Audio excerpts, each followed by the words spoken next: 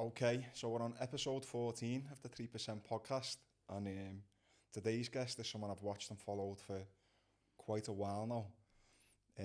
It's Javeno from the J7 Health Club, we call it the Health Centre. Health Centre, yeah. In Manchester. His work's absolutely amazing, and he's actually the first person who I don't know personally who've reached out to and asked to come on the podcast. And in all honesty, I felt a little bit... when you said yeah, I was like, fucking get it. I was like, get in, because I am actually a fan. And I'm not someone who's really starstruck by celebrities or people like that, but I've definitely got a lot of admiration and respect for what you do. So I want to say thank you for not just coming on the podcast and obviously giving me your time, because you don't know me and you don't need to, but thank you for the work, what you do, the inspiration, what you give me through watching your videos. And it's obviously millions of people out there, mate, who are just like... one of the lads from Manchester. Yeah. Manchester's found his thing. And thank you, mate. So yeah, thank you for coming on. And I'll tell you this as well, on camera, that I'm very selective in the podcasts that I do. So I have to do my little research on Mark Scanlon. You know what I mean? Just got to do my little research on you. And I said straight away, I like you as a person, mate. I don't mean that in a weird way. I can tell a lot about people by what you see on camera. And I can only do these talks with people that I can feel that good energy from, and that it's going to be a natural, good conversation. So I just want to let you know. I did my research on you, and can I swear? Yeah. Yeah, I fuck with you. I fuck with everything, how you are as a man. And this is why I said straight away, I didn't hesitate to say, yo, it will be a pleasure, it will be an honour. And I'm happy that I'm here, man. Really happy that I'm here. Thank you. So let's just go right back to the beginning then, mate. Yeah. Tell us a little bit about yourself. Where did you grow up, you know? Is that where we're going in? Let's go. Let's just go straight from the beginning. Yeah, man. It's, with these kind of things, I find it not awkward. I'm a humble person, man. So sometimes, you know, when you always say like the rags to riches things, that's not my thing. So with me, I was just a young boy that was blessed to be around real love and real care. And I think as I'm older now, getting like 39, I understand the importance of that and trying to give that back. And my childhood was great. I got great family, great wife, great kids. And I was just very lucky, man, to be around the house and parents and aunties and uncles and brothers and cousins that just really loved each other. And my story, if people don't know it, obviously, with the work that I do, there was no plan, Mark. Do you know what I mean? I didn't set out, you know, like a lot of people set out to achieve something. I was a cricket player. When I was young, I set out to be a professional athlete. You set out to be an MMA don. With me and this work that I'm doing now, this was never the plan. I can't explain why. It's the weirdest thing. It's like, the only way I could ever explain it is cricket to me was my first love. Like, I'm Jamaican, it's our national sport. Growing up, all I ever wanted to be was a professional cricketer. So I was obsessed with it, being just the sickest athlete I could be since I was 9, 10 years old. I accomplished that. But like you, of all people, might know that the professional side of sport is not what everyone thinks. It's not the glitz and glam that everyone thinks. So me being a cricketer, I loved it. But you start seeing things that make you not love it the way you should. That's why I always loved Wayne Rooney. If you watch Rooney play football back in the day, and he used to get subbed off, he used to be like a sport kid because he loves the sport. And I started seeing different sides of the professional game that I didn't like. But I say cricket was my first love, but it wasn't my true love, because my true love is what I'm doing now. Cricket was brilliant. It gave me all the morals and principles that I've got now. But being a good athlete, being the best athlete, to me, it didn't get boring, but I didn't get much from it, Mark. It was like every team, again, respectfully, not boastfully, every team that I went on, I was the best athlete. I was the fittest, the strongest. I didn't get much of it. I mean, I had a situation in India, when I was out in India playing for 6 months. I got an opportunity to train the team because the conditioner had to go back home. I think it was to South Africa. I got more joy out of what I could do with other people than myself. And that might sound weird to people that want to be professional fighters and athletes, but I got more joy out of what I could do with other people. And when I was 16, I started training disabled people. when I was 16, I ain't got a clue why, bro. It's the weirdest thing. I can't explain it. I can only just tell you the God's honest truth. It was, and I say it millions of times, I should have been punched in the face so many times. As a young, skinny kid who had no right to come over to someone's family and chirp in and say, you should be doing this. I just had to. I was been that kid since I was young, and it's like, I always think real love, it don't make no sense, man. Like, real love to me, it doesn't make no sense. It's impossible to explain, let alone work out. That's when, if something's unexplainable, that's when you know it's the realest and the most powerful thing. That's the only way I can explain it. I've got 2 kids, 2 beautiful boys, Mason and Leo. Mason's 9, sick afro, cool, calm. Must have got that from his granddad or his brothers. Ain't got it from me. Leo's a psycho. He's a 2-year-old. He's a nut job, Mark. Yeah. He's going jail. Straight. He's a madman. But the love that I've got for my boys, I can't explain that in words. You see what I'm saying? If I was to say to you, write down how much you love your kids and your wife, it's hard to explain in words, but you know it's the realest and the most powerful. It's pure. Pure. And when I was 16, I just came across disabled people. So how old was you when you stopped playing cricket? Because you got to professional level, yeah, didn't you? I can't remember. 20s. I'm going to say mid-20s. Mid-20s when I started falling out of love with it, man, because I snapped my Achilles on this leg, but I snapped my Achilles on my left leg at the end, towards the end of my career, and it was like, it was a blessing, man. I could live. Like, people don't understand the life of an athlete is you're obsessed. There is no days off. Even on your day off, you're thinking about what's coming next or what you want to do, and there's so many things that go through your head as an athlete in different sports. And that injury on this left leg when I snapped that Achilles, I had an opportunity to live, man, and experience a weekend. Like, that sounds crazy, but to go, I've got a weekend to do what I want. I can, do you know what I mean? And it opened up my eyes. But yeah, when I was 16, man, I just, our situations with disabled people that I had to intervene. And I'm glad that I did, because I seen the power in it. I seen the power in what noticing people could mean. Because luckily, I've never had them issues. I think that's where my drive comes from. I've never not been noticed by my family or my mum or my dad. I've never not been cared about. I've never not been encouraged. Like, my dad encouraged me and my mum to the craziest levels. They would bend over backwards for me. And I don't know whether it's a matter of, I don't understand why other people don't get that. And if I see people not getting encouraged, I intervene. I don't know, Mark. I don't know the answer. But since I was just 16, I've just been a bit of a monster and obsessed with trying to make people happy through exercise, because I believe that I am that guy. I feel like again, man, when I do these podcasts, I was saying to Craig on the way up here, it's therapeutic to me because I don't really get to chat during the week. I get it, yeah. Do you know what I mean? And when you get it out, it's quite emotional, because you think, I just want people to be happy, bro, and that's not being. I can relate to a lot of what you're saying, because obviously I come from a martial arts background, professional, lived and breathed it, didn't drink, like literally just gave me life to it. 26, had 27, had a son. So it was like me obsession and my love was fine, there was nothing else. And then this little man came along and was like, changed it. Shit, and as you say, it's not like what people think it is from the outside, the money and things like that. It's like, it's hard, isn't it? Yeah. And then I'd spend a lot of time, any chance I could, going away to get the training what I felt I needed at the time. So my life was basically mixed martial arts, and then, as I say, this little guy came along, and it's like, okay, now, like, whatever happens now doesn't just affect me.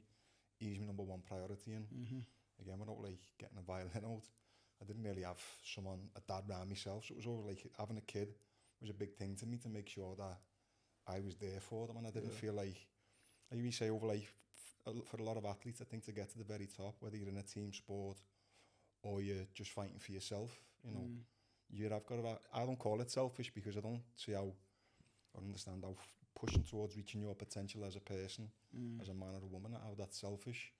But at the same time, it wasn't me, because I'd be close to a fight and I'd be getting told off by my coach for helping someone on the other side of the gym who was doing something wrong. But really, my focus should have been on me. So I was like, I'm going and helping other people.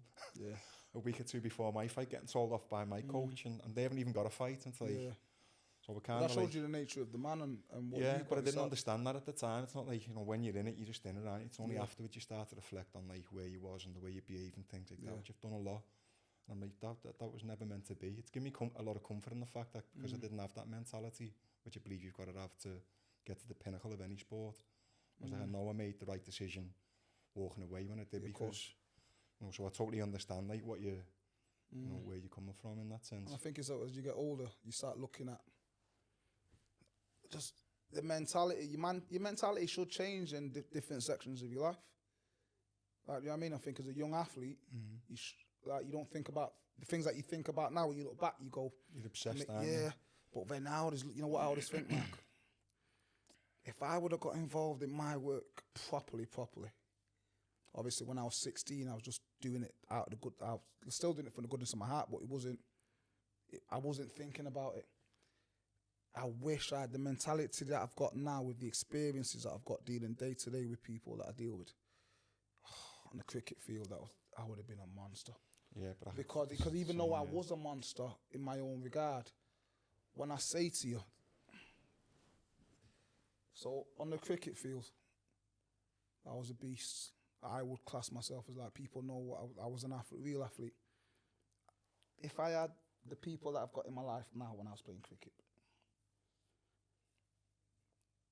look at this now, Mark. You, from mixed martial arts, you've been around killers, monsters, guys in the gym, physically huge, wrestlers, jiu-jitsu type guys that know how to fight, real animals.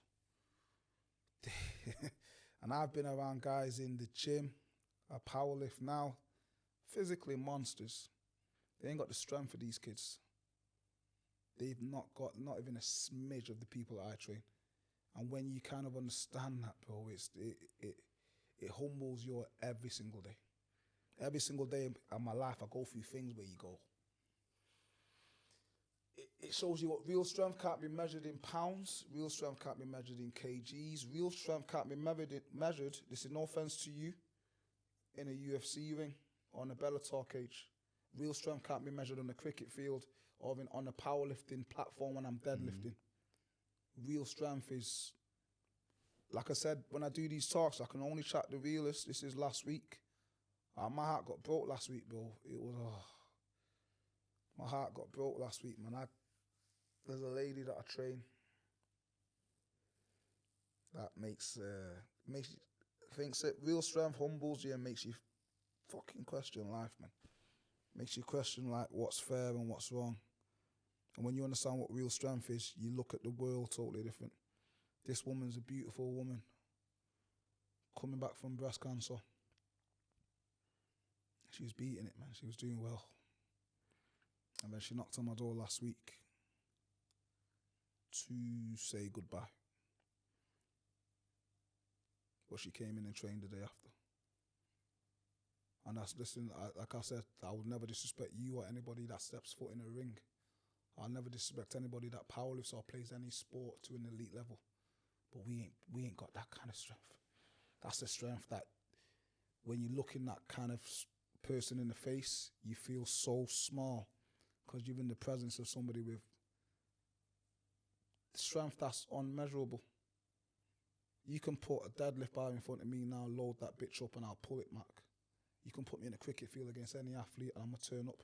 I could put you in a cage right now with any top elite fighter, even you now retired, you'll give it a go because you're Mark Scanlon. When somebody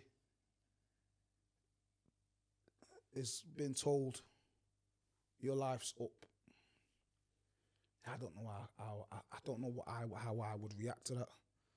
I don't know how any of us in this room would react to that, but the fact that you go, all right, then I'll see you tomorrow, Jay. I'm going to come in tomorrow. That to me is a strength. That's ridiculous. And that's humbled me. And when I say before about my cricketing days, everything that motivated me as an athlete, imagine them kind of stories were in my life when I was an athlete. You know I ain't getting tired. Because Auntie C's just told me that she's dying and she's going to die soon, but she's training tomorrow. How dare I get tired? How dare I now waste that opportunity to live? To live. When people that opportunity is gone now. And you've got a family. You can take it for granted, can't we? Just literally. It blows your Just mind. being healthy, bro. being able to exercise, being able to just walk and do the normal stuff what we do in our day-to-day lives. So obviously, as I say, I've watched your videos for a long time, and like the people who are watching there, they motivate and inspire me more than any fighter, any athlete. That's what I'm saying. I get it. It's different, yeah. And it makes you look at people and the world different. It makes you look at people. Obviously, when you're younger, you look at the world in a different way. You look at the world like it's this big, beautiful place. And it's not. We're in a world full of beautiful people, but the world's not a nice place. We're living in a world now where humans can treat other humans so bad, they don't feel human. We're living in a world now where parents of disabled children, carers, have been treated like shit for so long. We're living in a world now where most of us you got somebody to fight for you. If something happens in your life right now, there's guarantee you got people that will stand up and fight for you. You've got people that will stand up in your corner and fight for you. Me too. The truth is, a lot of people in this world haven't got that person to fight for them. So every day there's disrespect. Every day there's hurdles and barriers and things that they've got to climb over, and it's not fair, man. And it's not fair. And the maddest thing is, I don't ever try to be the savior of nobody. And all I try and be is an example that I'm praying to God that people can take something from and use that in their life in some way to bring a bit of happiness to somebody that may need it, man. Yeah, but you give a lot of them the strength. Help them realise that they've got the strength to deal with these things for themselves. Well, that's like, you're basically helping people who with disabilities inspire other people through the work what you're doing with the videos and the stuff that you're putting out there, the message what you're putting out there. It's inspiring on your behalf, but you're actually giving people with disabilities the opportunity to inspire others, which is absolutely amazing. You know, normality, Marcus. I think, God forbid anything was happening to any of my kids, all I would want as a parent is for them to be treated normal and to be seen. Like, that sounds dead simple, and sometimes you say that and people go, thinking to be seen. I'm a confident guy, you're a confident guy, so throughout lives, because of the man that you are and the man that I am, you're not going to miss you. You're not going to miss me, we're not going to miss you. Not everyone. When I say miss, I mean people are going to see you. But imagine walking into a room or situation where you're actually forgotten about. Nobody actually sees you. An example being, I've just recently been to a festival and we had an amazing time at this festival. But it was horrible. On the flip side of that, it was horrible because they weren't seen. I'm talking things that you don't even think about.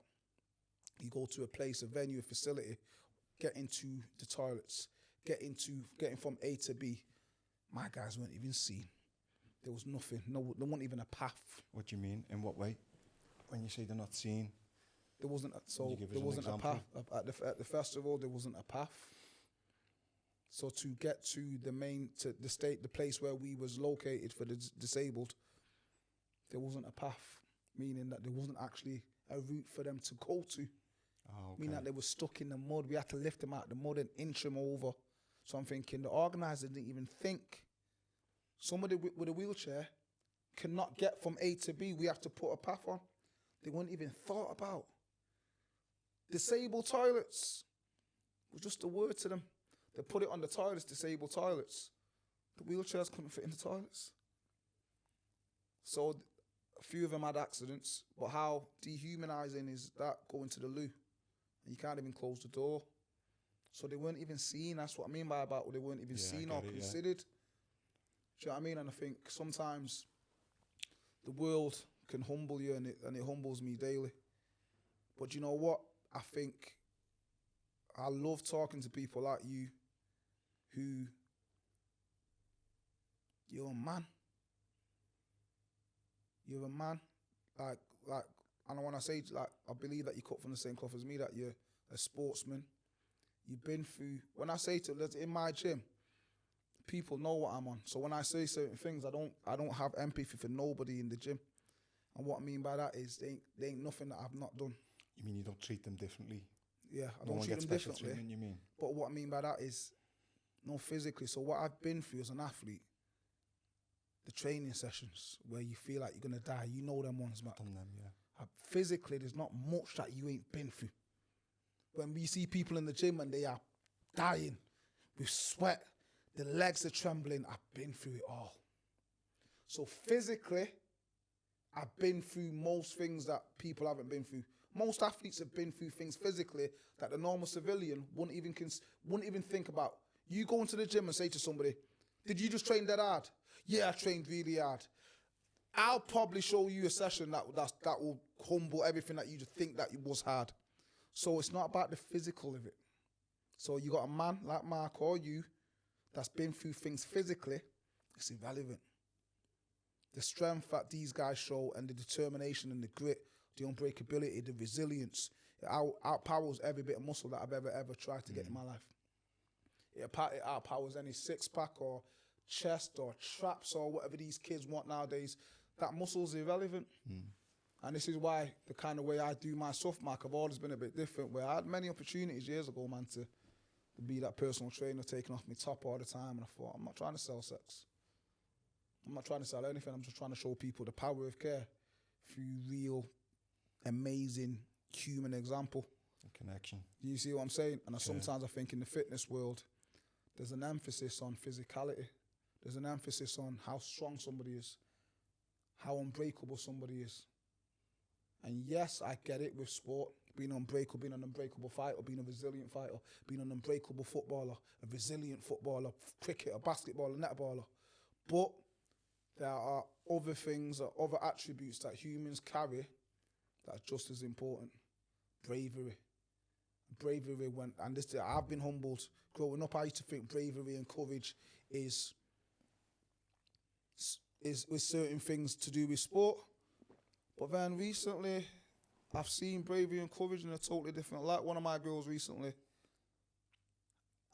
she had a real horrible situation in a building where, I don't even want to get into it, I'm not going to name her and embarrass her, but she had a situation, man, where she was trapped in a building and motherfuckers were stepping over her to save themselves.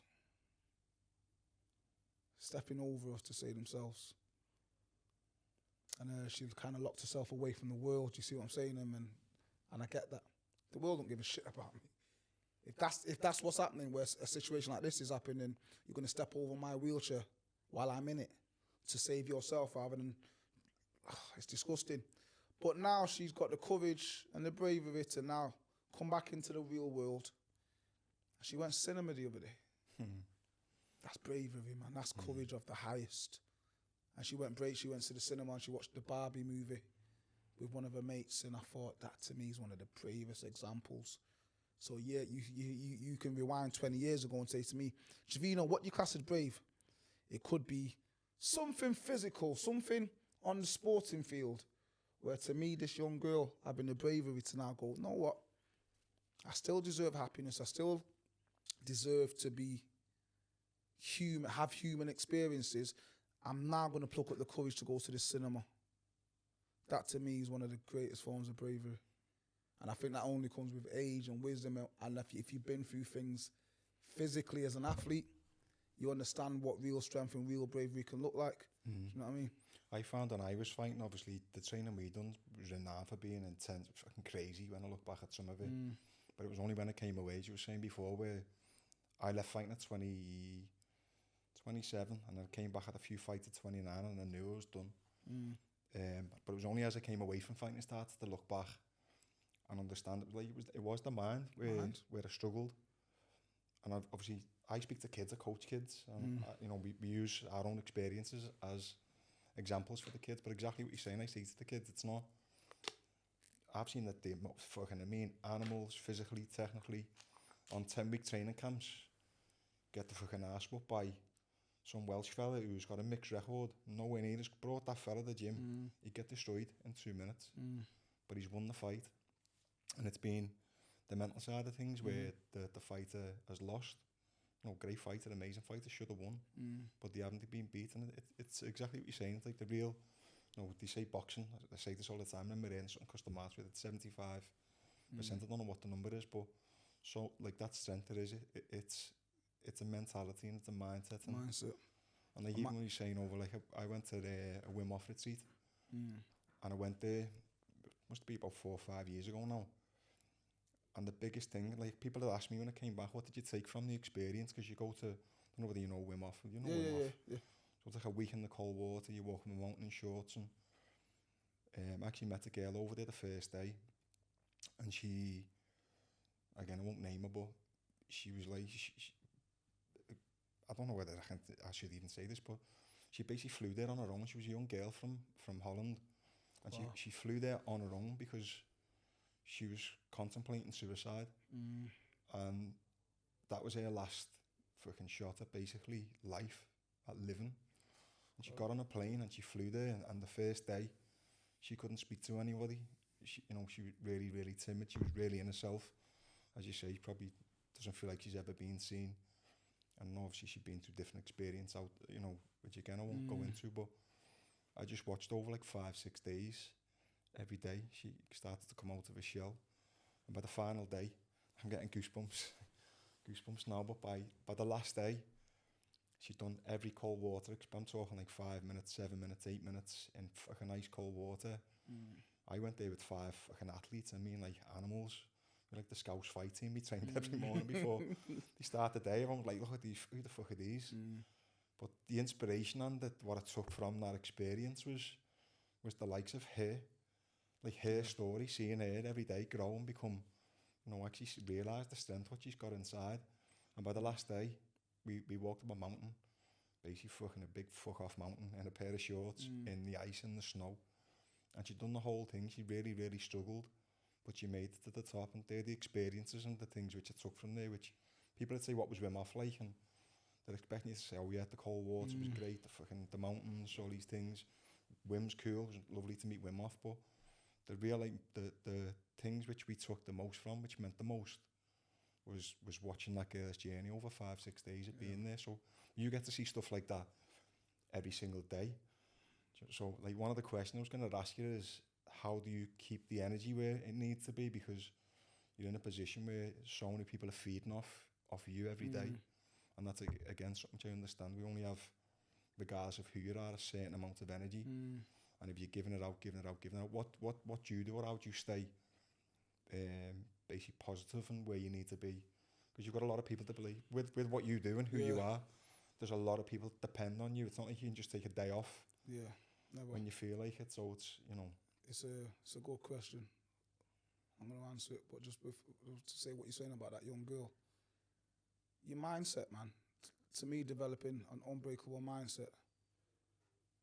Your mindset's what's going to rescue you from the hardest times in your life. And I always try and put it on people and do things that make them really develop the mindset. But when it comes to me, though, and the stuff that you were talking about then, I ain't got no choice, brother. I'm not, the conversation that we had before about working things out, and I'm not there yet. I don't know the answer, Mark. I'm trying my best, you know what I mean? With me, all I'm doing is, it's like like a chef. In order for you to make a meal, you get in the ingredients, you put them together, you make a meal. In order for me to make an amazing memory for somebody that's really ill with a disability, a terminal illness, it's about memories, man. Just before we started, we were talking about our kids and what we do, Feelings. Our wives, memories, that's all we've got. Ain't the trophies that I've got from cricket or powerlifting or these awards, it's memories. And that to me is very important, creating them amazing memories. I need pain for that. Pain's the main ingredient for that. I need to absorb people's pain, what they're going through, what they've been through, and try and work out and create something more powerful that's going to overshadow that pain to create this memory. So with me, I'm in pain daily, man. It's not nice, Mark. I can't lie. I'm in pain daily because all I'm doing is absorbing people's pain, but I will never let it go to waste. I can't. I've got magic inside of me, man. I believe that I can make people smile through exercise. I can't let that waste. That's your gift. I can't let that waste. If I suffer, I'm cool. And it's why I love cricket. And it's why the physicality and the mental, and I know people say the mental, But I'm so glad that I've been the person that I am, the athlete that I've been, because physically you can't break me. I've had Achilles injury, knee surgeries. I've done it all. So physically, I know that no matter, I can break every bone in my body right now. I'm still crack on. I'm working out how to. I'm not going to say hide emotion, because I need my emotions, but as well to keeping my energy. The only thing that I say to myself every day is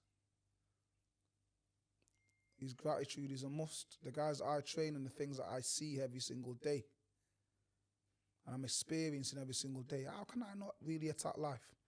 If I'm training somebody, yesterday, the girl that I trained yesterday, bro, she's so immobile. She's so immobile with her disability. She actually doesn't complain, she doesn't moan. She turns up with the biggest smile in her face and she says, "What we doing today, Jay?" Half an hour before that, I trained somebody with a serious illness, cancer again. Doesn't moan.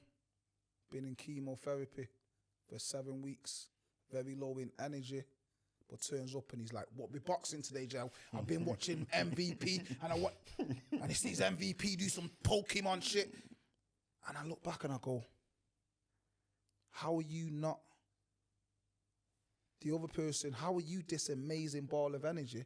So when I look at people in that situation, I go, I have to be this person, Mark, because I'll be a muppet if I'm not. Because that person just told me what they're going through. That person, and in comparison to what I'm going through in my life, I should be grateful as hell. And I think that's the way, that's why my energy is always... What keeps you going? It has to, yeah. I genuinely believe that, because how can I be sad? Even on my worst day, even on our worst day here now, that's paradise to somebody else.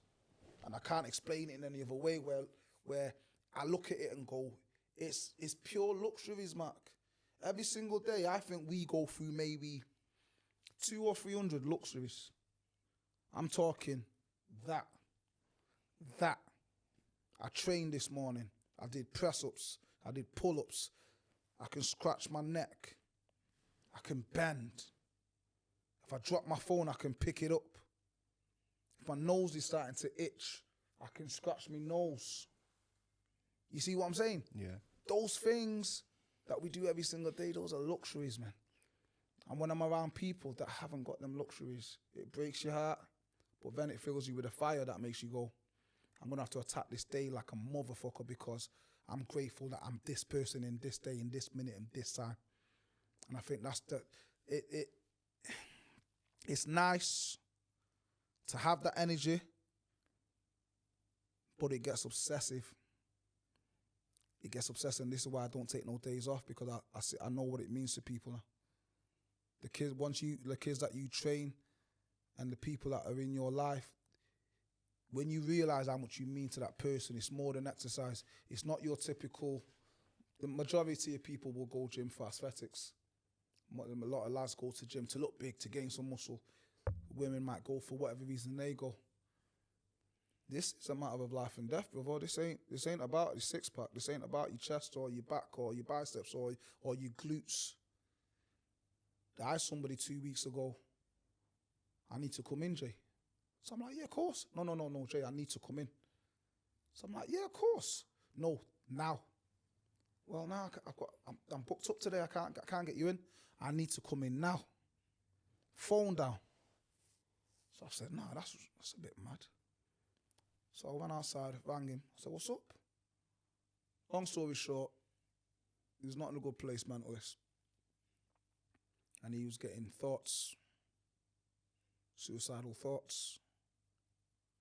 But he's got really bad demons.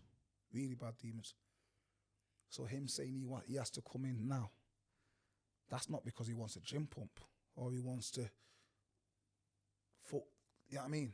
He's saying he needs to come in now because it's a matter of life or death. You need to stay alive. And them kind of experiences daily for me, my energy can't be nothing but 100 million. So really, you haven't got a choice? You ain't got no choice. And it's a blessing. I look at it as, even though it's mad busy and it's exhausting, it's a blessing that I am that person that people may feel like they can come to with them things, you know what I mean? And it's a blessing that I'm have that glad. responsibility. Yeah, to have that responsibility. Yeah. It's a lot of heart pain, man. It's a lot of heart pain, Mark, and and this is why, like I say, when I do these talks and podcasts, people need to understand that I don't mean this in a patronizing way. Do you know when I was a big Robin Williams fan before he passed? And then when he passed, it was like, he's amazing. And when you find out he was depressed, I'm no way saying that I'm depressed. Far from it. But you look at somebody like Robin Williams, such big energy, but yet he's going through some stuff. And I look at my stuff and I go, my energy is mad, off the charts, but it's fueled by pain. And I think that's why I think people, I'm hoping people see that in the work, that it ain't no fucking gimmick. And I'm sorry to swear, but this is what I'm getting at, the point where now I've got people around the world who are loving the work, and I'm thankful for that. I'm humble, but this ain't no gimmick. And I'll be honest with you, I can only be real. There's a lot of celebs that try and message me to come down to the gym. Hell no, you're not coming. This ain't no gimmick. I didn't get into this when I was 16 for gimmicks and likes. I only started social media 7 years ago because my older brother told me that I had to start doing it. So I've been doing this since I was 16. I never once thought about pulling out my phone to help this old lady, to help this young boy in a wheelchair. I was doing it because I want to. So now it looks cool, doesn't it, Mark? It looks honourable. Yeah, but at the same time, what you do you can't fake that. I'm hoping so. And that's what people. Why so many people connected, you, myself included, because it's real. I'm hoping so, man. It is real. Like, you just know. Do you know what I mean?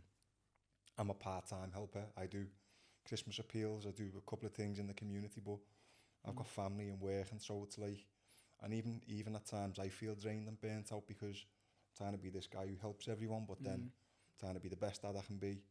I'm trying to manage a number of different businesses, and I actually need time to myself. That's like, and I'm listening to you speaking, seeing how busy you are and the things you do. I actually have to prioritise some time to myself to top me back up and get me basically where I need to be in myself, so I'm able to do that. But I'm part-time, and it fucking gets hard sometimes. Trust me, Mark. It gets hard, so I've got nothing but fucking respect for what one thing that I'm trying to do, Mark, right, is there's a little thing that I've lived by for a long time, and in the last year I've really put my foot down on the gas on it, is try to work out this balance that we were talking about before, but also understanding now, in order for me to do what I do to the best of my ability, right, and give you 100%, I've got to give myself 200%.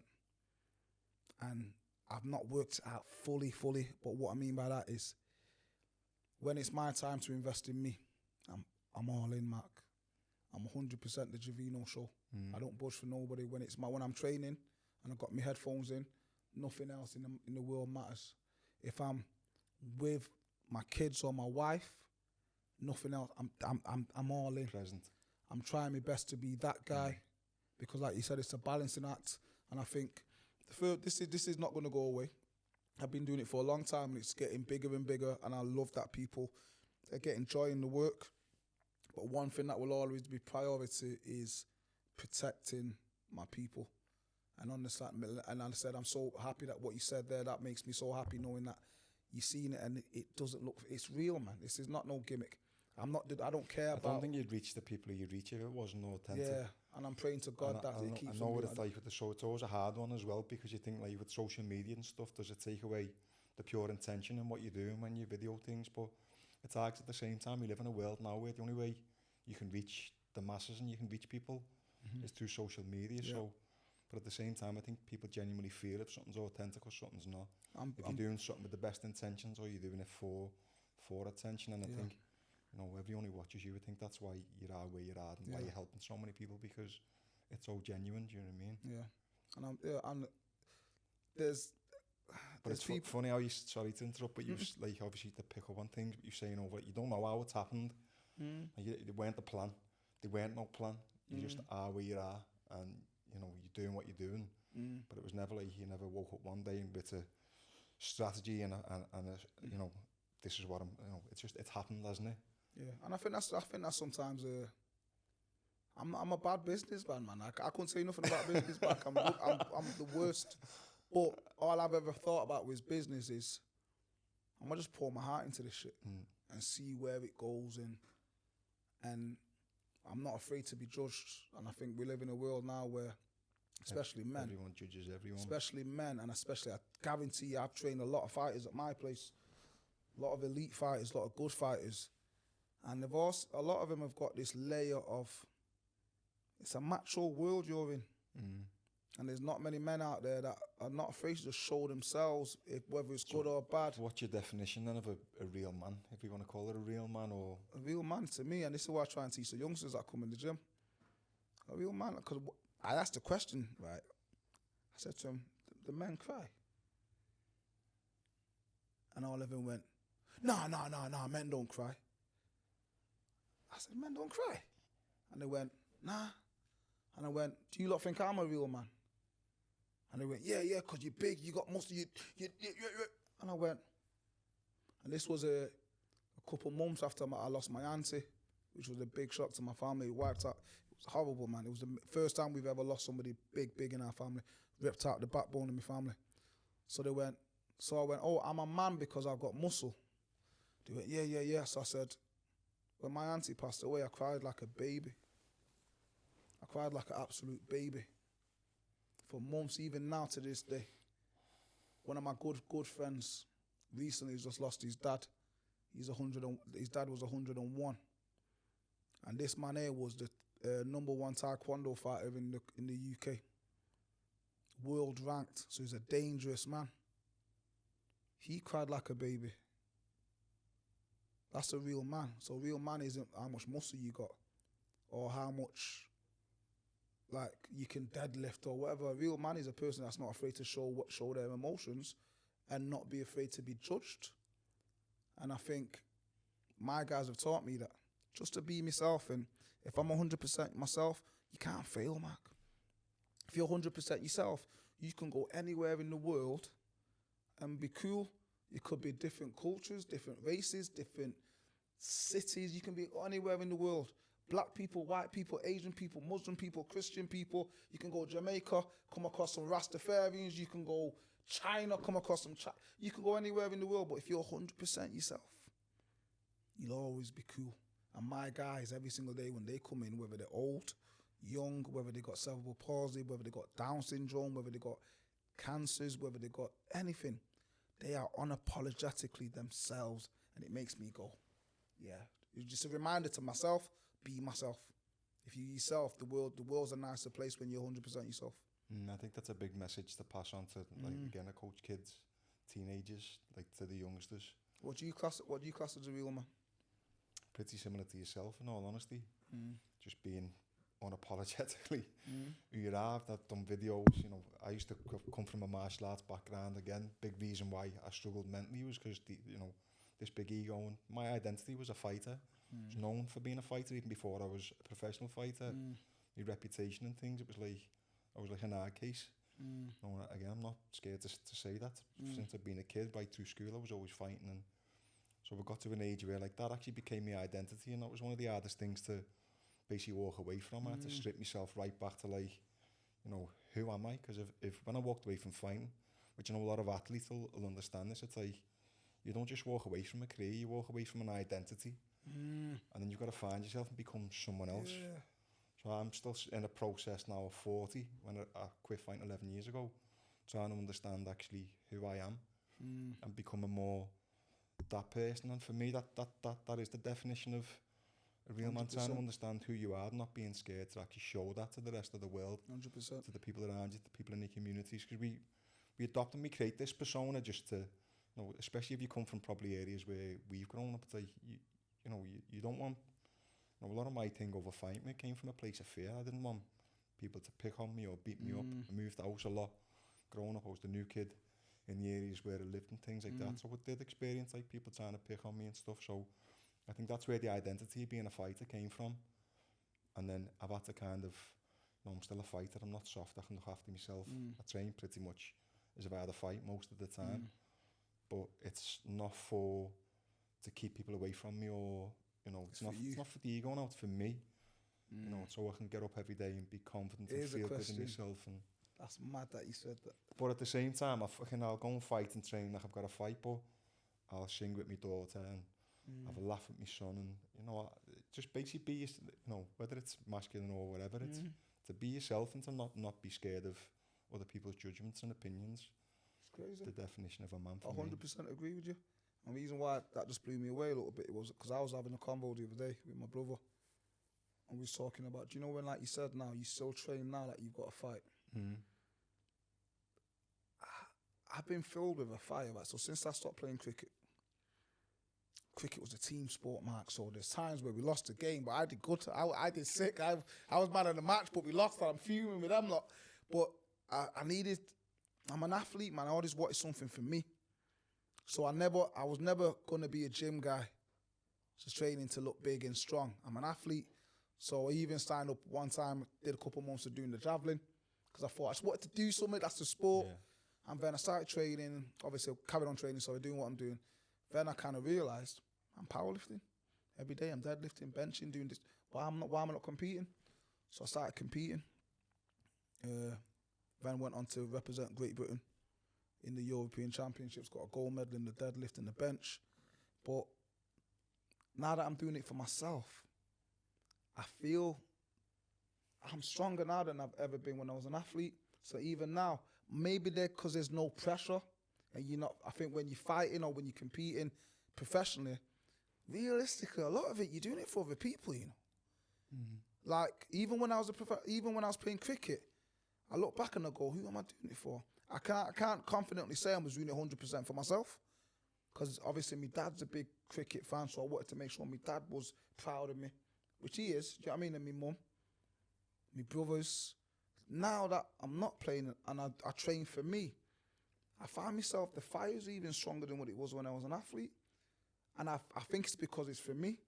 Even, do you know what I mean? It's hard to explain, but I still understand it, yeah. Do you know what I mean? Of course, now that you're, like I said, you got to think you're a true athlete. And all I say to people, there's a difference between a true athlete and a footballer and a cricketer. What I mean by that is, look at guys that retire from their sport. I'm not going to name any footballers. A lot of them look like shit. A lot of them look like absolute trash. I could never not be in the gym. A true athlete, whether you're getting paid £1 million a month on your contract for it or not, the day that your career is finished, as a man, as an athlete, you still want to be in shape for you. You still want to be healthy for you.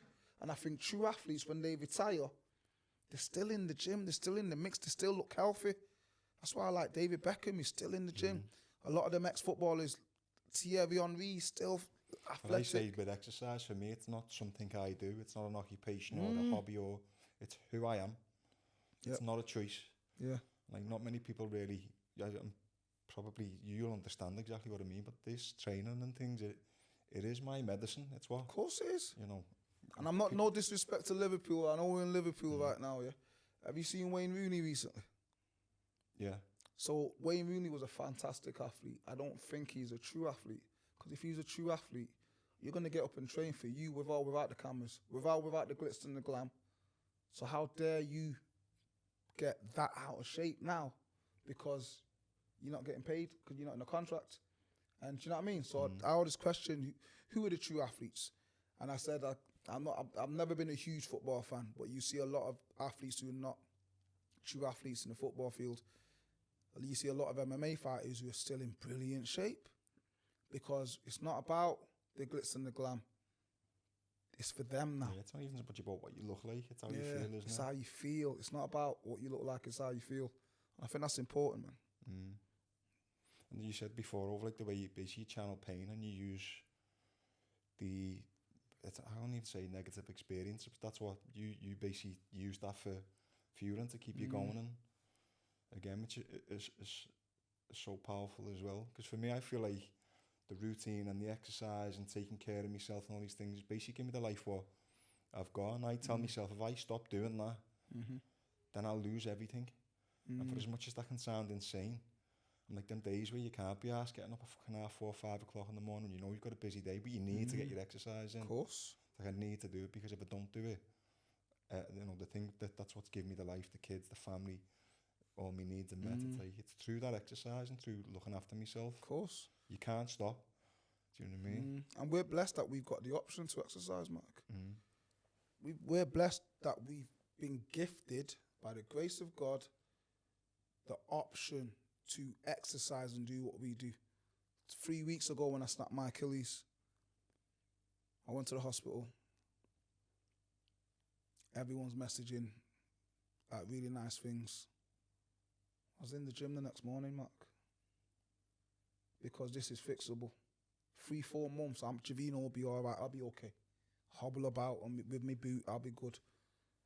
Somebody with cancer hasn't got that option. Somebody with Down syndrome, cerebral palsy, somebody with a real disability, they've not got that option that is going to get fixed and better. I deal with people who have got disabilities and illnesses that are degenerative, meaning that they're going to get worse. We've got a girl at the moment who, I think she's 25, she may not be here at 35. She's not got that option, bro. So things like this, I look at it and I go, I'm cool. I've got the option. I'm going to get better. I'm going to heal. I'll come back better like I always do. So how dare I not have that option in front of me? Who am I to turn my back on opportunity that's right in front of me? But I know that other people haven't got that option. Do you know what I mean? And I think things like that, being around people that I am, it makes my response to hardship in life so much easier. I'm a weirdo, Mark, right? My wife gets it. I don't think nobody else does. I don't give negativity a platform to grow. I don't. In fact, sometimes even when I hear people saying negative shit or doubtful shit, I tell them to shut. I don't want to hear it. Yeah. I don't want to hear it because, and sometimes the response is always, I always hear people say things right, and it upsets me because I always hear people go, "Can't be all positive like you, Jay. Mark, we can't be all positive like you." I know that, I'm not saying that, but I'm saying, and people got this new thing that they do, right, where I kind of call it boomeranging, the boomerang positivity. So what I mean by that is I always say, catch it, hold it, and keep it. If I throw some positive shit at you, Mark, you should catch it, hold it, and keep it. Don't throw it back at me. Example being, somebody might say to you, "Mark, I've had a really shit day today. I've been in work and this happened, that happened, that happened." And then you go, "It's all good. Tomorrow's going to be a better day. Go home tonight, switch off, have a bath, have your tea. Tomorrow's going to be a better day. You're going to smash it." But then they boomerang it back and they throw it back at you and they'll go, "Well, nah, it's not going to be a good, better day tomorrow because I've still got to deal with this, this and that." And then you go, "Well, let me try again. I'll try and put a positive." No, it is going to be a good day because tomorrow you're going to have this and you're going to do that. And then they throw it back at him before you know it. You're like, fucking just hold it. Do you know what I mean? You just hold the positivity. If I say something positive to you, hold it, catch it, hold it, and that's it. That's the end of it. Don't throw it back at me because then, does that make sense? Of course, yeah. And we live in a world now where, yeah, man, you're going to be good tomorrow. Well, I'm not. No, yeah, you are. No, I'm not. I said, fucking just hold it. Just hold it. And I think we are, in my gym, I've got this little culture that I've built where catch it and hold the positivity. Don't throw it back to me. Because it doesn't end then. It just ends become a vicious cycle that damages your mindset. And it doesn't end. You're going to get no positive. You're not going to achieve hard, nothing. isn't it? Because some people literally, their life is shit. Mm-hmm. But I say, like, again, with some of the work I do with the kids, like, being positive is not a choice, because if you stay in that negative cycle and you can't break it through a positive thought or through looking for something to be grateful for, even if it means looking at someone in a worse, much worse situation than you, then you're stuck. And you've got to do whatever you've got to do to pull yourself out of it. I can say whatever to you, but I can't make you think positive thoughts. I can try, but you've got to decide. I'm going to change the way I think. If I want to change the way I'm living my life, and it's, people aren't always ready to receive, and sometimes they will fucking throw it back in your face. But we can only try. I'm fucking ridiculously positive and optimistic, because I understand that even, like, you've got no choice. If you want good things to come to you, Got to be positive. You've got to find something to be grateful for and a reason to be positive. And you know why it's hard for me, man? That breaks my heart. It's because 9 out of 10 times, the people that I'm trying to say be positive to, you're literally going, you ain't got a clue. You don't understand how good you've got it, man. So sometimes, but then I can't be bothered every single time having to educate you on how you should be grateful because I've trained this person, that person, this one. So the times when I'm talking to people and I'm getting mad because I'm going, it's trivial if I could show you somebody who's going through something totally different and you will be humbled so quick. So how dare you not be positive where the people that I train are some of the most positive people in the world, but yet they've got some of the biggest reasons not to be positive. You see what I'm saying? I'll tell you a real story. Somebody that I know, I'm not going to name him, quite a negative person. He went and he had a coffee. He went to the traffic centre and he met one of my girls that I train. And sat down on the coffee with her. Cried his eyes out. After she left, cried his eyes out for about 2 hours. Because just being in her presence, he realised how lucky he is. So he realised all them times where I'm saying to him, yo, shut the fuck up, just be positive, be grateful, be happy for who you are and what you've got. Every single day, the opportunities that you've got, the things that you do, getting up out of bed, to go to your bathroom, to brush your teeth, going downstairs, making your own brekkie, jumping in your car, you come home, you jump in the shower, you wash yourself. You get out of the shower, you put your own clothes on. You go downstairs, you watch Netflix, you get the remote and you press play. You can search for Netflix. Everything that you do daily, that person, is a fantasy to that person. It's a dream, it's a vision that will never actually happen. Everything that you've just done, that I've just said to you, that person requires assistance and help. Yeah, she's cool with it, she's calm with it, she's happy with it, and she don't moan about it. That's positivity. And when he experienced that, he looked at life totally different. And this is when they say, sometimes I feel like I'm not trying to make people sad, you see what I'm saying? I'm just trying to make people understand. And it's not being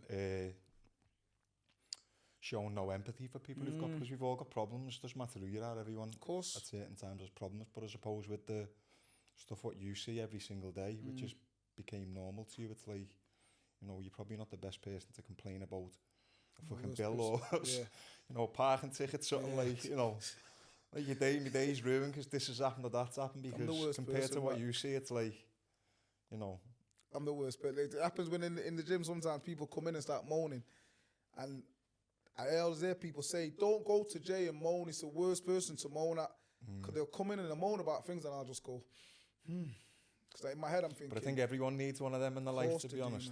I think everyone needs one. I'd like to think I'm that person for a lot of people. Yeah, of course. You know, I try and be empathetic to people who've got problems. I try and help anyone I can, but it's understanding what real problems are. That's what, like, the stuff like we do a Christmas charity, which is grown over like the last 5 years we've been doing it now. Every year it gets bigger and bigger, but you know, by the time it comes to Christmas Eve or the day before, I'm in fucking bits, and I mean, like, emotionally in a bad way, because of what I see through, you know, literally on our doorstep. There's like kids who fucking, you say they don't wake up with a toy, they wake up with nothing. I mean, absolutely nothing. And what I take from it fucking drains me, and it's hard to see, and fucking crying my eyes out. I literally do the last drop, and I'll sit in my car and fucking cry for half an hour before I go home to my own kids. But what I get out of that, it actually helps me really appreciate. I can sit there with my own kids on Christmas Day and be so good. I'm not even speaking to me missus, or no one even knows. This is in my own head. It's like, just to be so thankful just for having what I've got in the life I've got in it. You know, healthy kids who've got everything what they need for Christmas, and it's like, I get more out of that than absolutely anyone, probably just as much as the people who we help with the Christmas things, what we do. So, you know, that's like every day for you. Yeah. But that's where I say, I'm already thinking, I've got that thing coming up in December. It's like, it's not really a choice, because you understand that if you don't do it, there's people there who you can help, and if you don't do it, they're they're going to go without. But I only have that 1 month of the year. You have that 12. So But what you're doing is, I don't think you understand the importance of what you're doing. I do. That's No, in all honesty, Mark, mate. when I say this, with all due respect, you do, but I don't think you know the impact. So what I mean by that is, you doing what you do and you understand it, but I don't think you understand how actually big it is. Because what I mean by that is, you know, before when you asked me about the definition of a man, there's a bunch of kids out there, youngsters, not even youngsters, men. Their definition of a man is the aesthetic Mark Scanlon. Hard as nails, man, manly man. And that's no disrespect to you, right? But there's men out there that could actually do a lot more. There's men out there with who look like Mark or look like me. They've not got the balls or the courage to actually do what you're doing. So what you're doing is setting an example for the men out there who think that being a real man is just having muscle and being hard as nails. No, it's not. That's cool, but being a real man is doing what you're doing off your own back at times, and it's setting a massive an example that I think you don't realise how big it is. You're doing it, and it's amazing, and it's fucking brilliant, but it's so important to... I don't think you understand. Do you know what I mean? I think what you're doing is bigger than what you think. I understand how much it's needed, but I'll never get to experience what the people who are receiving the stuff what we do. But that's where it's like. But there's somebody out there, Mark, I that's look at in what Liverpool. you do all year round. Yeah. And I understand how. No, that might be detrimental to your relationships in some ways with the people who are closest to you, because a lot of the time when you're putting that much into your community and other people, it's the people who are closest to you who can suffer the most. I watched a documentary on Nelson Mandela, and there's a couple of his daughters, and they got like resented them for the person who he was. He had millions. I don't know if you've seen it. He had fucking millions and millions. You know, but like the people who were closest to him, they missed out. So I think it's you know, I understand with what you do and how much you put into not even your job. Yeah. You know, I know it's got to take a lot from you. So that honest to God, that's what I was saying over, like, no, I'm not saying this being a fanboy. I understand. Yeah. I think I kind of understand how much it must take out of you, and for you to be able to do that the way you do that every single day, all year round, have that many people depend on you. It's like, it's fucking absolutely amazing. What a responsibility it is, but I suppose what a privilege it is at the same time. Definitely, man, it is. It's a real privilege. And what do you do for yourself? Do you do anything? Have you got a hobby? chasing me boys about my outside of your family, outside of your kids. Family. My kids charge me back up there, you know, and spend time with my wife and my kids. And that's the thing, man. Have you got a hobby? I haven't. What does Jay do for Jay? I like sitting down. I like sitting down. I like sitting down and just watching. I like Disney movies. I like sitting down, Mark. Have you seen the new Inside Out? Eh? Have you seen the new Inside Out? No, is it wicked? I watched it yesterday. So, go and see that. What's your favourite Disney movie? Favourite Disney movie? I don't know, you've got me there. What's yours? Lion King. That's a good one. Is my favourite kids Lion movie. King's up there. You know what one of my favourite ones is? Have you ever seen Maleficent? No. It's brilliant. My wife thinks I like it because Angelina Jolie's in it, but it's not because of her. It's Maleficent. She's brilliant. She's the witch with horns, mate. She's wicked. And there's two of them. I love Disney movies. Yeah, I'll watch the new that. Jungle Book as well. You seen the new Jungle Book? Yeah. It's wicked, isn't it? Yeah. But now, after a hobby, I think I've not got a hobby. I like slowing the world down, man. I think that's what I really like to do. What I mean by that, because obviously, busy person like yourself, like me, the world goes quick, and there's times where a day, I'm not doing anything, everything slows down. Just enjoying being really present and just taking everything in. That's what I said to myself at the end of last year. Never done resolutions, Mark, in my life. Never done New Year's resolutions and all of that crap. But at the end of last year, I sat back and I went, all right, 39, 2 beautiful kids, beautiful wife, happy home, good business. I could get locked up in this little cycle of just working, trying to motivate the world, where before you know it, you're not actually present in your own life. You're too busy putting everybody else first. And so I said, this year I'm gonna have days where it's just basically a reflection day. So I've not done one in a few months and I've messed up already, but I've done a few this year where I've had days where, Big Mark, I've gone to a coffee house and just sat down for 2 hours and just reflected that, you know what, I'm all right. I'm okay and I'm happy. I've got a good wife, good kids, good family, and I've achieved a lot. I don't actually even, again, please don't think I'm being boastful. I look back and I go, you know what? I've got 3 world records. I've won multiple awards in my field for my work that I've dedicated my life to. I've got respect from people around the world for wonderful things. We live in a world now where people want to compliment you today and dish you tomorrow. I'm lucky that everyone that I don't read the comments on me stuff, but anytime I do see them or people tell me beautiful, nice positive, words, I'm doing okay. And I've had them reflection days and I think, you know what? I think they've really helped me, you know. Do you ever have it? It's important, yeah. I do a lot of self-reflection, yeah. That's what, even if you follow me socials, that, like I say to people, prioritise time just to be with yourself. Because it's so easy now to get caught up in day-to-day life. Days turn into weeks, months. Before you know it, years have passed. Time is actually, science actually shows as well. I'm fucking big into science. Time is going quicker. Time is moving faster, yeah. Where do you reflect at home? Or have you got a safe space where you go? Or do you do it? I try and prioritise at least one day a week where I just spend time by myself and I go for walks in nature. I do a lot of meditation, stuff like that. Meditation is fucking the art of self-reflection. It's actually figuring out what am I thinking, how am I feeling. Meditation's been a key thing for me, and just actually understanding who I am, what's important to me, what do I value, and try and basically build a life now around that. Yeah, man. You know, which obviously you're doing it without even thinking about it. Something I've had to learn, because again, I went from basically being an athlete and a fighter into trying to figure out who I was and going into work and going from obsessing over fighting into obsessing over business and things and juggling and taking too much on. So it's been a process over 10, 11 years of actually learning to like the beauties in the simplicity, being able to slow life down and appreciate things. You know, you've achieved some amazing things, but you know, if you're not actually getting to experience them, you know, what's the point? Yeah, 100%. Do you know when you said about hobby, you know what I realised what I think my hobby is? I love being in nature, man. Like even yesterday, Father's Day, me, the wife and the kids, we were like, I do a bit of fishing when I can. I've never caught nothing, by the way. Yeah, I've got all the gear, right? I swear to God. I've had to go with that as well. In the boot of my car, I've got everything, Mark. I've got pure rods, so much stuff. Never caught a fish in my life, but I love being on the water. It's peaceful. Yesterday, we got lost in the woods trying to find this fishing pond.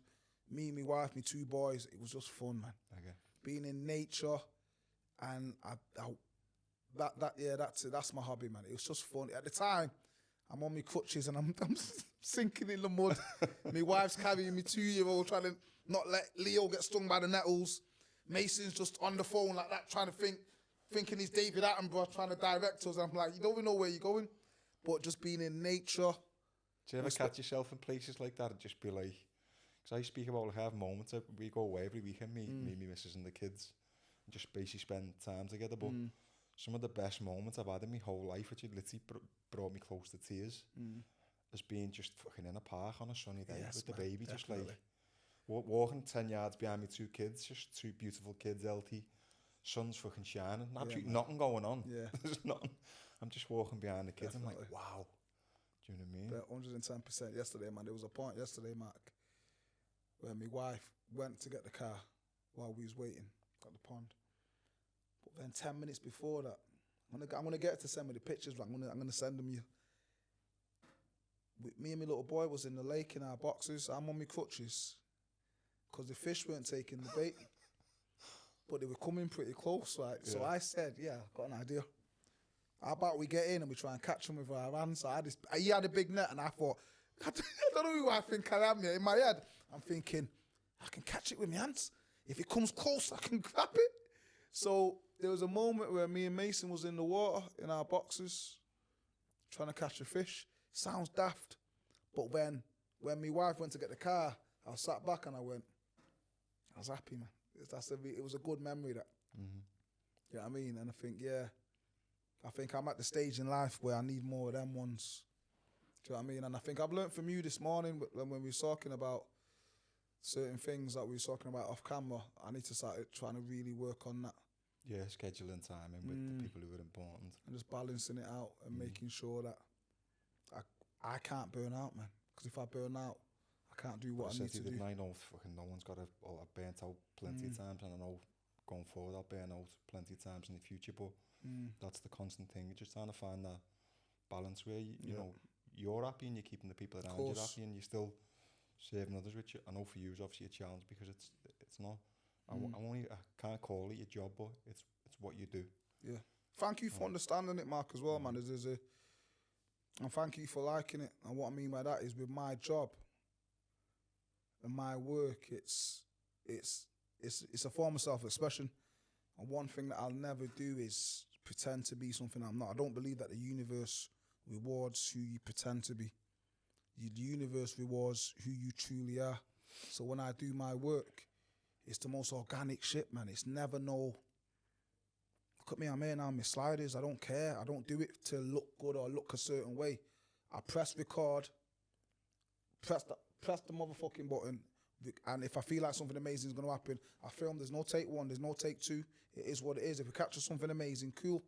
But in that moment where I'm recording any videos or content, it's just me being naked, if that makes sense. I'm just unapologetically being myself, with whether it's the way I talk, the banter, what captures in that video is just me being 100% me.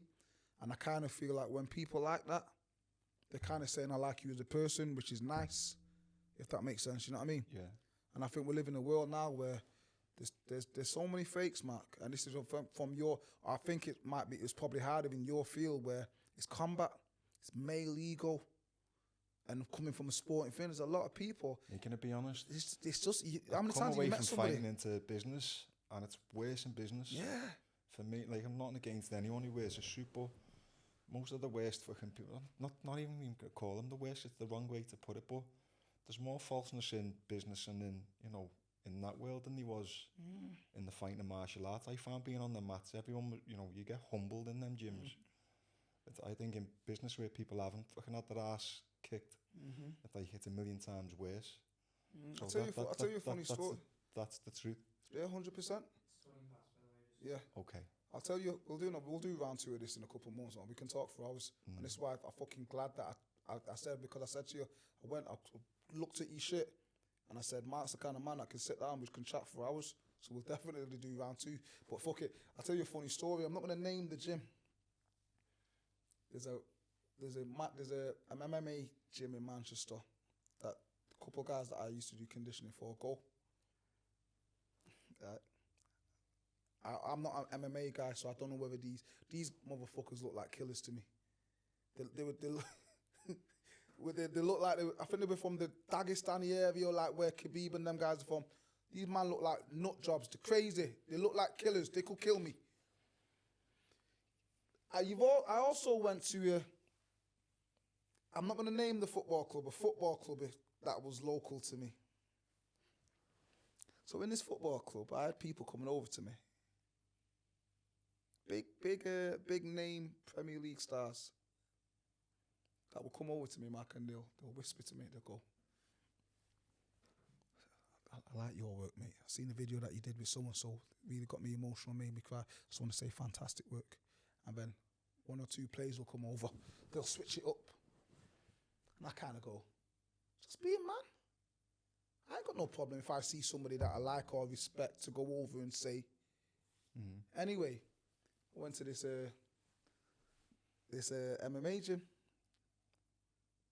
full of guys that were monsters. About 6, 7 of them were crying. Pure men that weren't afraid to show who they are. And this is why I kind of love like MMA. You're naked. You have to on that mat, you have to let it out. And these men didn't know me for nothing. They've just seen my work, but had no problem. It wasn't about if they could beat me up or physically I could beat them up. It wasn't about violence. It wasn't about fighting. It was about men being men, and they had no problem coming over to me, shaking my hand and saying wonderful words and us sharing a moment. And I just look at both of them as sports and I went, I can't, this is not being judgmental or to cause any beef with footballers, but the MMA team that I went to and I seen and I was with him, they were you squad walk of into real an men. MMA gym with a big ego, it will get beat out of you. It does. I got mine beat out of me. One of the best things that ever happened to me. I went and I got fucking absolutely battered by lads half the size, and I was like, wow, I need to learn that, and I am nowhere near as fucking hard and as tough as I thought I was, and I've been telling everyone I am. Do you know what I mean? We're like, you know, in business and things like that, some, you know, people can have a bigger, there's a lot more ego because the consequences are a lot different. Yeah, definitely. Do you know what I mean? You can shaft someone, you can have someone over. The worst thing, they might try and sue you. You go and try and shaft someone in an A gym, in an MMA gym or a boxing gym, and you get your fucking ass kicked. 100%. So that's and I'm hoping that culture stays in MMA and boxing. Yeah, some of the nicest, the best people you'll ever meet. I've met my best mates are all fucking fighters, and they're dangerous and they can look after themselves, but they're the nicest, most genuine people you'll ever meet. 100%. I got quite a few friends in different sports that are just absolute monsters physically. They're just purest, most beautiful men. Respectful. And I don't mean respectful men with manners and respect, who are not afraid to show emotion. And I think that's so important now that in this day and age, that people kind of don't just look at a man with muscle and think that that's the pinnacle of being a man. As that man, yes, he may be physically imposing, but has he got other attributes that make him a man? And that's what growing up, I used to think just being muscly, being fit, being strong was the pinnacle of being a man. And I've realised it's not, man. Like, I've got kids that are 15, man, that are going through stuff that I look at them and I think, you're more man than me. I've done work in prisons, and a lot of the lads who are in the prison, it's like, they'll open up when you're in there. I've been in rooms where there's been 15, 20, you know, inmates, and the stuff they're open to speak about, but it's the fucking ego. Yeah. What's put them in there, making the wrong decision, being too scared about other people's opinions if they don't act or they don't do something, or acting on emotion. Definitely. Anger, things like that. So, but look, I know we're a little bit pushed for time, so I always have a couple of questions what I asked before we end it. What success mean to Javeno? Success means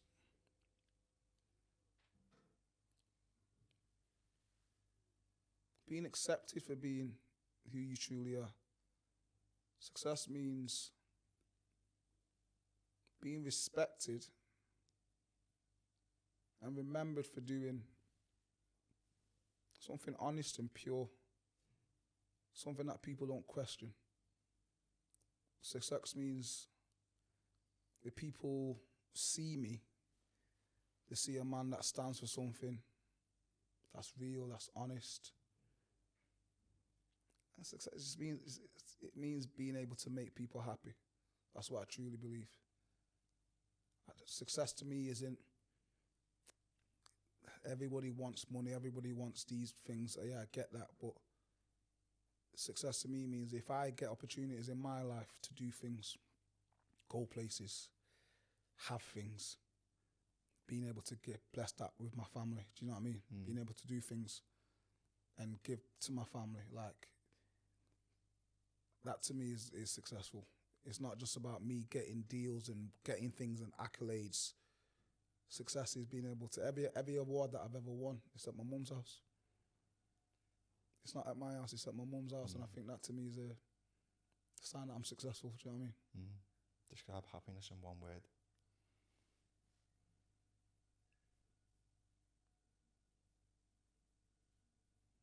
It's undescribable, man. It's undescribable. Okay. It's unexplainable. And when you said that straight away, I'm just thinking about being with my wife and my kids. I can't explain that. You can't explain that in one word, man. Does that make sense? That sounds a bit mad. You know, it sounds like I dodged that question, but I didn't. But yeah, happiness is unexplainable. It's a tricky one, isn't it? It's a very clever bastard. He's slick. Okay, little message then before we go, just for anyone who watches. I think I just pray to God that people take the time out to notice people and just show people love, man. It doesn't matter who you are. It doesn't matter where you come from. It doesn't matter if you don't speak the same language as people. you saying hello to somebody, you giving somebody a hug, making somebody smile, noticing somebody, just saying hello, good afternoon, good evening. That could be enough to make that person have a really good day. I understand that there's power in words, there's power in care, but there's power in noticing people, because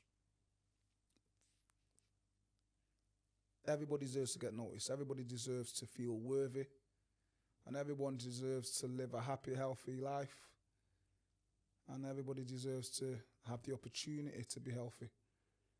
And I think everyone just needs to always remember that, like, we ain't promised tomorrow, man. We ain't promised anything in life.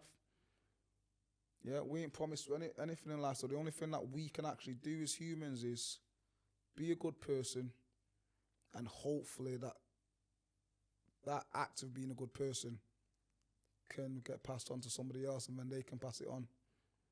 And I think, yeah, just be a good person. It's not rocket science. Everything that I'm doing, I don't look at it, Mark, and go, I've not created no formula for curing cancer.